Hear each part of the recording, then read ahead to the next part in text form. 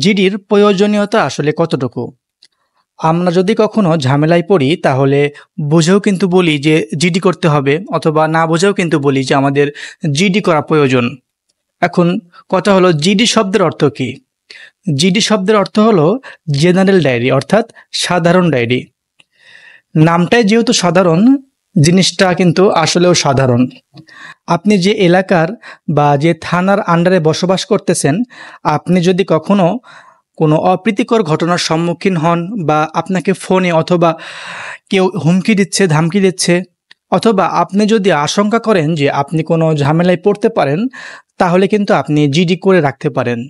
GD করে রাখলে কি হবে, যখন আপনি কোনো ঝামেলায় পড়েই যাবেন, তখন সেই জিডির কপিটি আপনার পক্ষে এভিডেন্স হিসাবে কাজ করবে।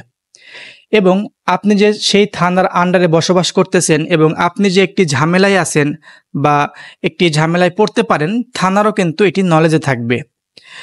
দ্বিতীয়ত, জিডি করার পরে 48 ঘন্টার মধ্যেই কিন্তু একটি আইও নিয়োগ করা হয়। আইও শব্দের অর্থ হলো ইনভেস্টিং অফিসার। আপনি যে জিডিটি দাখিল করলেন, সেই জিডিটির পরিপ্রেক্ষিতে তদন্ত হয়। যদি তদন্তে সত্য প্রমাণিত হয় আপনার অভিযোগটি, তাহলে সেটির প্রয়োজনীয় ব্যবস্থা তারা নেয়, অথবা অভিযোগ আকারে আদালতে প্রেরণ করা হয়, যেটাকে জিআর মামলা বলা হয়।